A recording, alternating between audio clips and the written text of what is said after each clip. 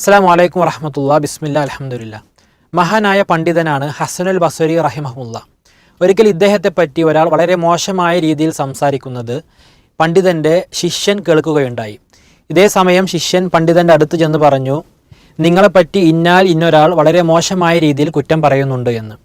ഇത് പറഞ്ഞ ഉടനെ മഹാനായ പണ്ഡിതൻ ഒരു പാത്രം നിറയെ ഈത്തപ്പഴം നൽകിക്കൊണ്ട് ശിഷ്യനോട് പറഞ്ഞു, ആരാണോ എന്നെപ്പറ്റി കുറ്റം പറയുന്നത് അല്ലെങ്കിൽ മോശമായി സംസാരിക്കുന്നത് ഇത് അയാൾക്ക് സമ്മാനമായി നൽകണം.